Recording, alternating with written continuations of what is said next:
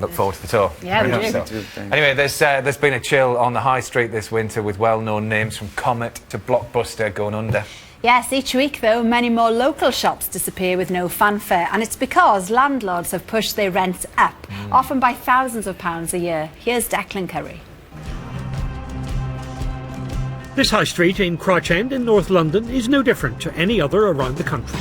Shops are feeling the pinch, and with household names going bust, it's no wonder businesses are worried about their future.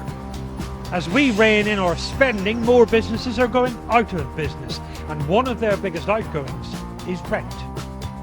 Whether you rent office space, a restaurant or retail property, you might be finding it hard to meet a hefty rent bill in the current economic climate. So, what are businesses paying on this high street?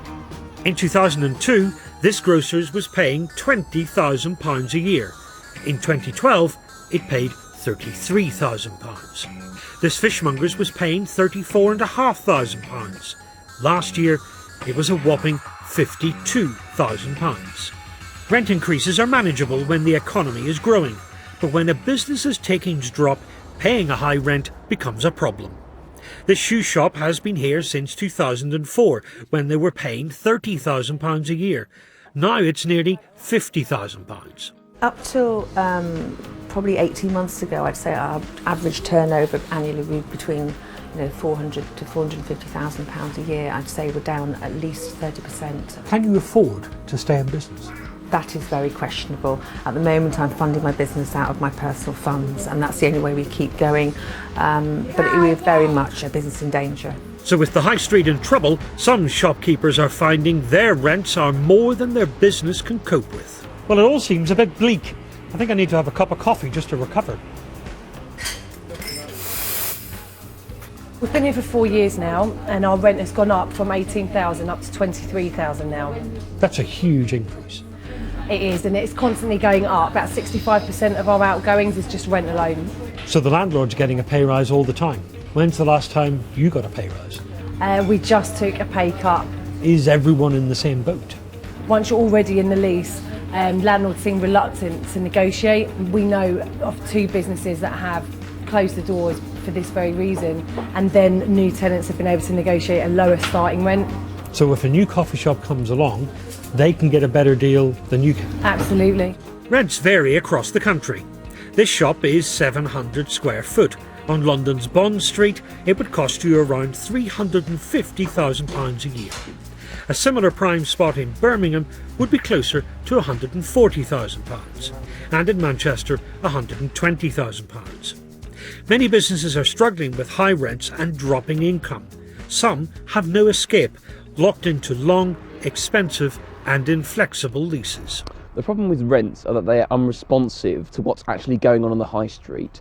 Small businesses still have to incur costs in terms of their raw materials, they still have to pay staff, they have to pay the rates, they have to pay the rents.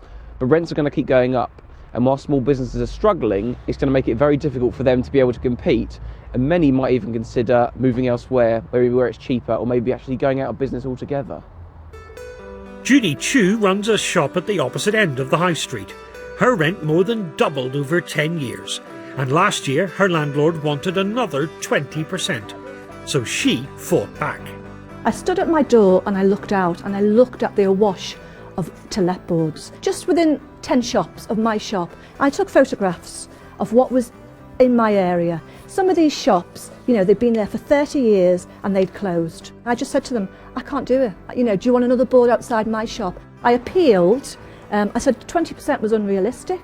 They asked me what I was prepared to pay, and I looked at the rate of inflation. I said 3.5, I'm prepared to pay 5%. And they came back and they more or less agreed that. Landlords say they have to make a living, and of course they do. But what Judy has shown is that some are willing to negotiate.